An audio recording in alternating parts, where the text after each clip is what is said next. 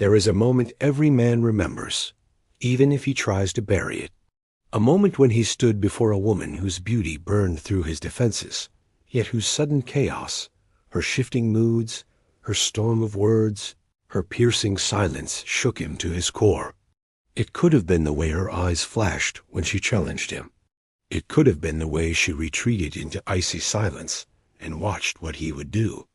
It could have been the way she tested him not with reason, but with unpredictability. In that instant, his ground felt like it vanished beneath him.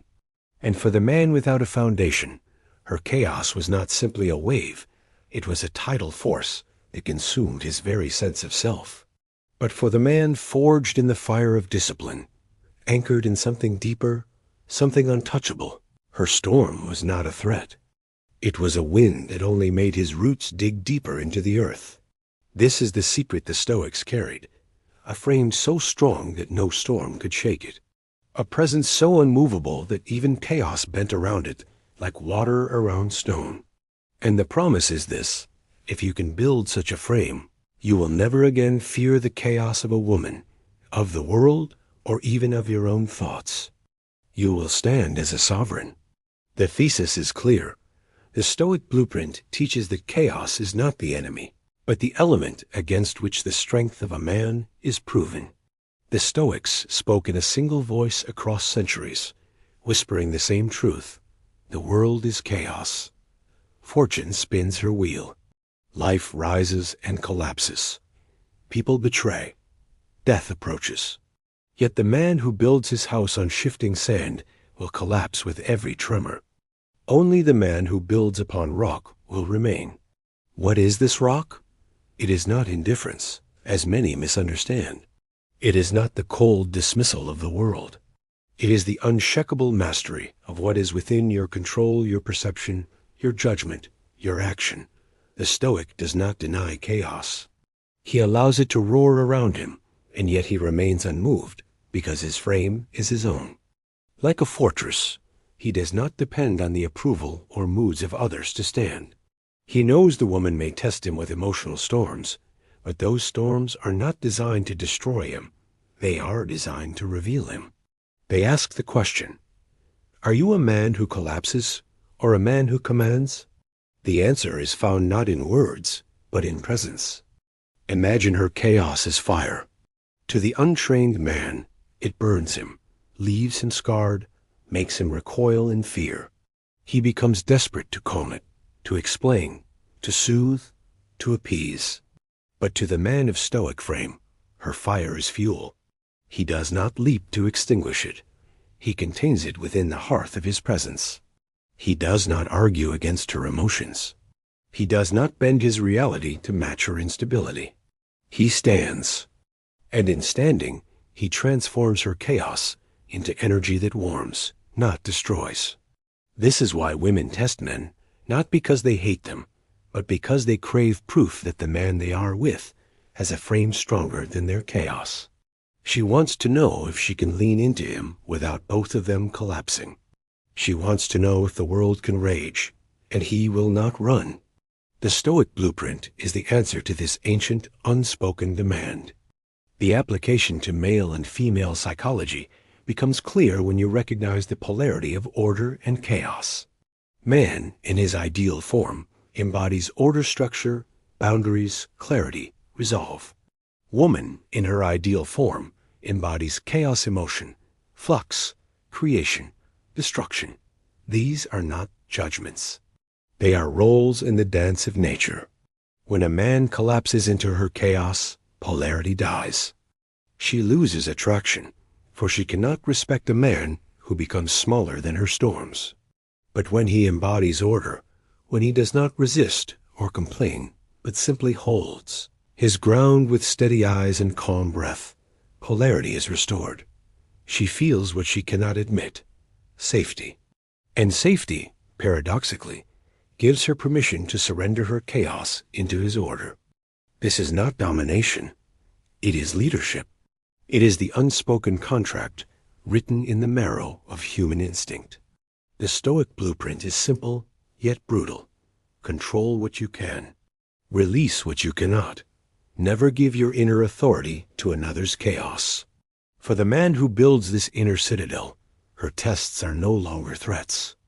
They are invitations to prove himself again and again, not by winning arguments, not by raising his voice, but by refusing to be moved from his axis.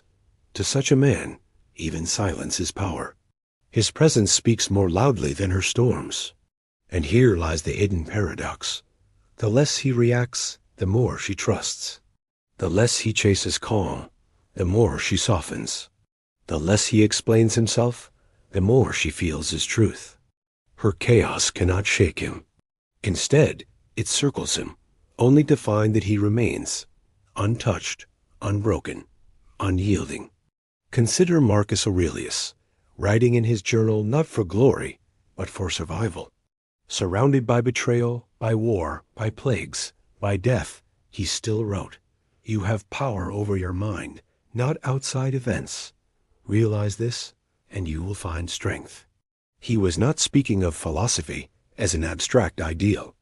He was building a fortress inside himself, because he knew the empire could collapse, the generals could betray him, his family could die, and still his mind was his own.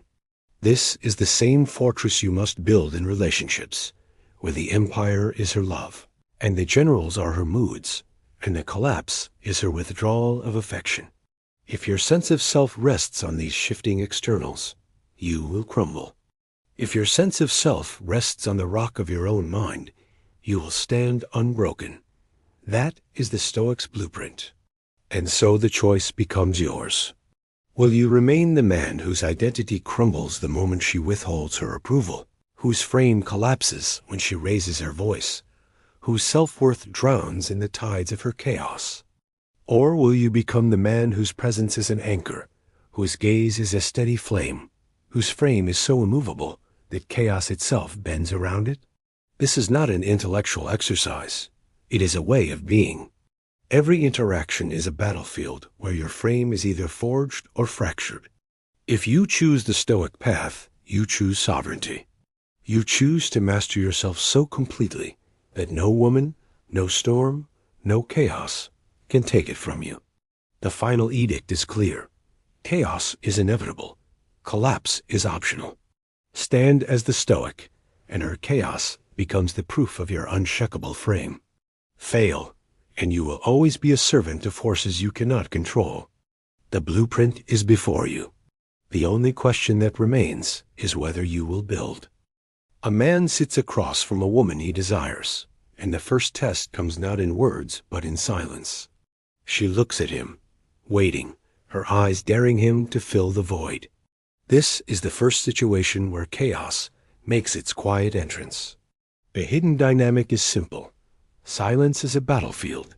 To the untrained man, it is unbearable. He feels compelled to prove himself, to spill his thoughts, to win her with a flood of words. He does not realize that the silence itself is the test. Will he collapse under the weight of nothingness? Or will he hold his presence as though silence were his ally? This is the opening gate, and most men never pass through it. They talk themselves out of attraction, out of authority, out of frame, simply because they could not master their own discomfort. The common response is predictable. He nervously laughs. He fills the space with empty chatter. He explains too much about his work, his hobbies, his opinions. He speaks not from strength, but from a desperate attempt to control how she perceives him. But in doing so, he proves the opposite. His collapse under silence reveals that his frame is weak. The moment he feels pressure, he seeks to escape. She feels it in her body, and attraction withers. A woman cannot surrender into a man who is more anxious than she is. His need for her validation poisons the air between them, and his words meant to build connection become the very instrument of disconnection. The power response is starkly different. He meets her silence with his own. He breathes slowly, his body still, his eyes relaxed. He does not rush to prove himself, nor does he apologize for the quiet. Instead, he makes the silence his kingdom, a field upon which only the strong may stand. In this, he communicates without speaking. I am not moved by your test. I am not shaken by the absence of words. I can sit here, grounded, while you wonder what lies behind my calm. His silence becomes heavier than her chaos, not because he resists, but because he refuses to collapse. This is a frame so strong that even emptiness cannot erode it. The perception shift is immediate. She feels herself softening, even if she does not admit it. In his silence, she finds safety, because he has shown her that he is not ruled by insecurity. What began as a test becomes a revelation. She senses that he is a man who can lead, not by scrambling for approval, but by embodying calm authority. The silence no longer belongs to her as a weapon. It belongs to him as a throne. And in this, he transforms the battlefield into intimacy. Now imagine a second situation, more volatile, where her chaos does not take the form of silence, but of fury. Perhaps you came home later than expected. Perhaps she imagined a slight, a betrayal, or perhaps she simply needed to feel whether your frame could withstand her fire. She lashes out, her words sharp, her voice raised, her emotions flooding the room like a tempest. The hidden dynamic is primal. She does not truly seek to destroy you. She seeks to feel whether you will remain unshaken. Will your frame hold when her chaos rises to meet it? This is the raw crucible where most men fail, confusing emotion with truth and chaos with rejection. The common response is again weakness dressed as reason. He argues, he explains, he shouts back to assert control. Or worse, he cowers, apologizing excessively, scrambling to fix her emotions with logic. Yet every word he speaks, every defensive gesture he makes, betrays his collapse. He is no longer the rock. He is the leaf tossed in her storm. And though she may get what she demanded, his apology, his retreat, she loses what she truly wanted, proof that he is unbreakable. Attraction dies in these moments, not because she is cruel, but because her chaos has revealed his weakness. The power response requires mastery of self. He listens. He breathes. He does not match her chaos with his own, nor does he retreat in fear. His presence becomes the still eye in the center of the storm. When she raises her voice, he lowers his. When she rages, he does not flinch. He does not seek to win the argument, because his identity is not on trial. He knows her fire is not the enemy. It is the test. And so he does not collapse. He remains. This is not cold detachment. It is warm, steady order that does not waver. And as the storm rages, she feels his steadiness, not as resistance, but as strength. The perception shift follows with inevitability. Her fury, unchecked by weakness, finds no fuel. It burns itself out against his frame, like waves breaking against stone.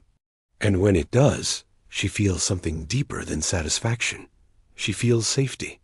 She realizes, often without words, that this is a man she can trust with her vulnerability, because he will not be destroyed by her intensity. What began as chaos becomes surrender. Her storm transforms into softness, not because he silenced her, but because he refused to be shaken. The third situation is subtler, yet perhaps more dangerous. It is the test of social pressure. You stand with her in public, and another man challenges your presence through flirtation, through subtle disrespect, through the undermining of your authority. She watches not the other man, but you. The hidden dynamic is clear. She does not care about the rival himself. She cares about whether you collapse or hold frame. This is the moment where your masculine essence is revealed, for a man without sovereignty will flinch, react, or lash out like a child. The common response is reactive weakness. He becomes jealous, overprotective, insecure. He argues with the rival, seeking to prove dominance. He puffs his chest, raises his voice, perhaps even grows aggressive. Yet in this overreaction, he exposes himself. He reveals that his frame is not strong enough to withstand challenge. Or worse, he collapses into silence, allowing another man to diminish him without response. And in that moment, her chaos no longer needs to test him. Reality has already proven his fragility. The power response lies in calm authority. He acknowledges the rival with a relaxed smile, not dismissive, not threatened. He places a hand on her back, not to control, but to anchor. His body language radiates possession without desperation. He does not fight for dominance because he already owns it. He knows his value does not depend on this moment, and so his frame remains unbroken. His calm confidence transforms the rival's challenge into nothing more than noise. The perception shift in her is profound. She feels pride, not shame. She sees a man who does not collapse under challenge, who does not betray his insecurity by overreacting. Instead, he radiates the strength of a sovereign who knows his worth. In this, attraction deepens beyond the superficial, because she realizes she is with a man who can face not only her chaos, but the chaos of the world. The fourth situation arrives not with fire or noise, but with ice. She withdraws. Her body is there, but her warmth is gone. She turns away in bed. She no longer meets your gaze. Her words shrink to fragments, and when she speaks, they carry the weight of distance.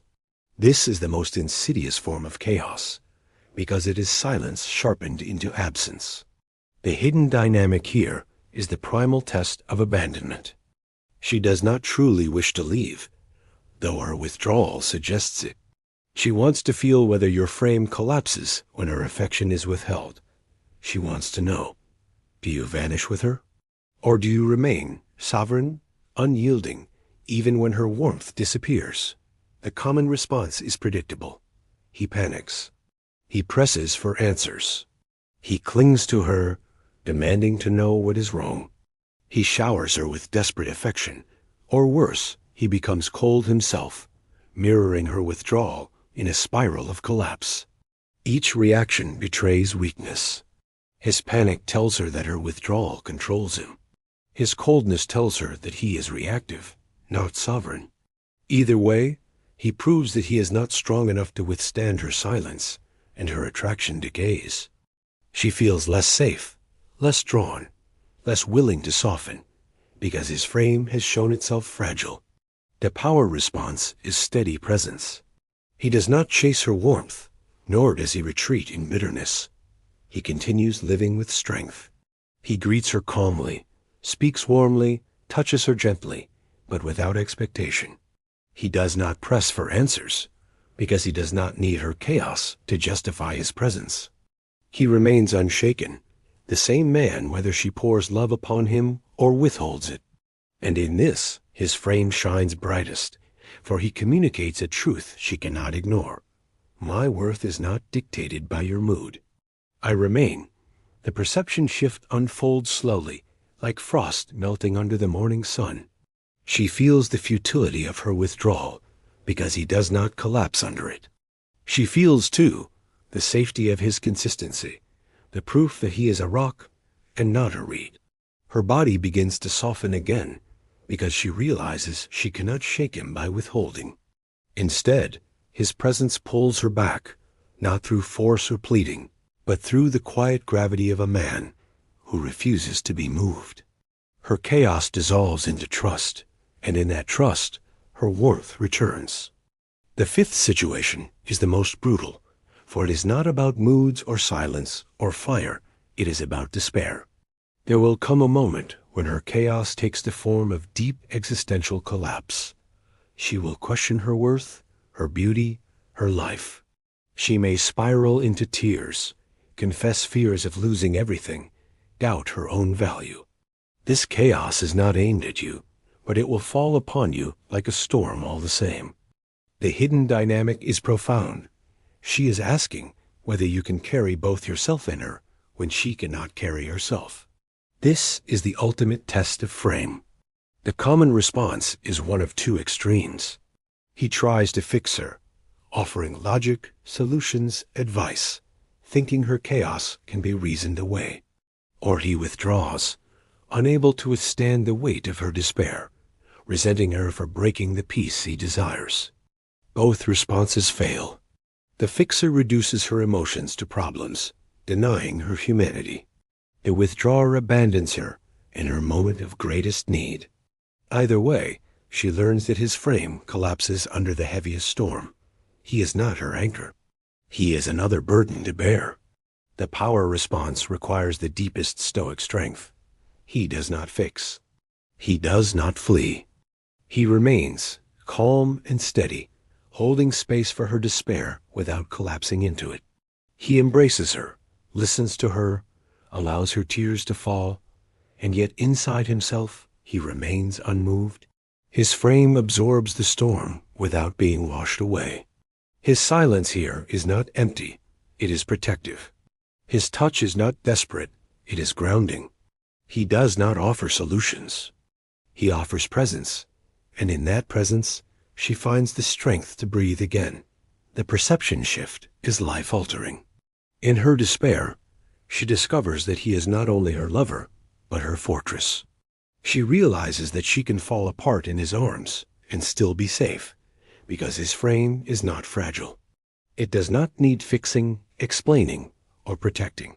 His sovereignty makes her surrender possible at the deepest level. And this is the paradox. The stronger his frame, the more she can collapse into chaos without fear, because she knows he will not collapse with her. In this, trust transforms into devotion, and devotion into a bond that transcends mere attraction. Now the pattern across all 5 situations becomes clear. Whether it is silence, fury, social pressure, withdrawal, or despair, her chaos will come.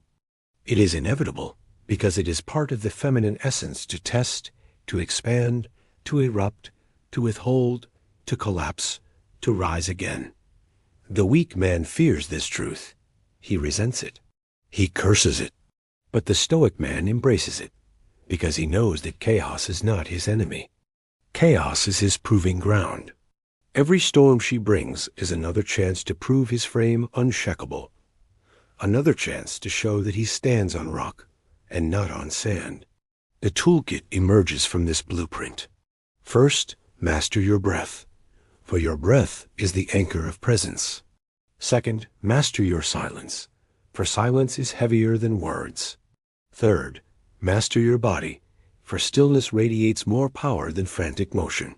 Fourth, master your emotions, for nothing destroys frame faster than reactivity. Fifth, master your perception, for the storm is not about you, it is about her need to feel your strength. These are not abstract virtues, they are daily practices. In every encounter, you either build your fortress or allow it to crumble. The final truth cannot be softened. You will be tested. Her chaos will find you. The world's chaos will find you. Your own chaos will find you. The question is whether you will collapse, like the countless men who scramble for approval, or whether you will stand, like the Stoic sovereign who knows that chaos is the very element against which his strength is proven. The choice is yours. Stand, and you embody the blueprint of unshakable masculinity. Fall, and you will live as a servant to every storm. The blueprint is not philosophy, it is survival. Build your frame so strong that her chaos cannot shake it, and you will discover that her chaos was never your enemy. It was your invitation to become unbreakable. The blueprint becomes a weapon only when it leaves the realm of thought and enters the body. Philosophy without practice is decoration. Philosophy embodied is power. The Stoics were not men of idle speculation. They were warriors of the mind, emperors of themselves. To build a frame so strong that no chaos can shake it, you must train as they trained, turning your daily life into a proving ground. This is the toolkit, the regimen, the discipline that transforms ideas into presence. The first discipline is breath. Your breath is the visible thread between mind and body. When chaos erupts, when silence threatens, when fury ignites, your breath either collapses into panic or expands into sovereignty. Most men, when confronted, hold their breath, allowing tension to constrict them. Their chest rises shallow, their voice cracks, their eyes dart. But the man of frame anchors himself in slow, deliberate breathing. Inhale deep into the belly, exhale slower than you inhale, and you will discover that chaos cannot seize you. The storm may rage outside, but inside you have established rhythm. Practice this when you wake, when you walk, when you speak. Every breath becomes proof that you are sovereign over yourself. The second discipline is silence. Words are weapons, but silence is a fortress. Weak men rush to fill silence because they cannot stand themselves. They drown in noise to avoid the weight of stillness. But the man who builds his frame learns to let silence speak for him. In conversation, hold pauses longer than comfort allows. When tested, resist the urge to explain. When challenged, answer with stillness before you answer with speech. This cultivates a presence that bends others toward you. A woman will sense this immediately. Your silence is not emptiness. It is density. It is the proof that you do not collapse under pressure. Train by sitting alone, without distraction, letting silence wrap around you. Train by speaking less, but meaning more. The third discipline is the body. Your body is the stage upon which your frame is revealed. Slouched shoulders, restless hands, darting eyes, these betray collapse before words are spoken. Train your body to become an instrument of command. Stand with feet firmly planted, as though rooted in the earth. Sit with an open chest, shoulders back, hands relaxed. Move slowly, deliberately, never rushed. Even when anger rises within, let your body betray none of it. This is not pretense, it is training. By commanding your posture, you command your state. Daily, check your stance, your gaze, your gestures. The smallest details radiate whether you are master of yourself or slave to chaos. The fourth discipline is emotion. The Stoic does not kill emotion. He governs it.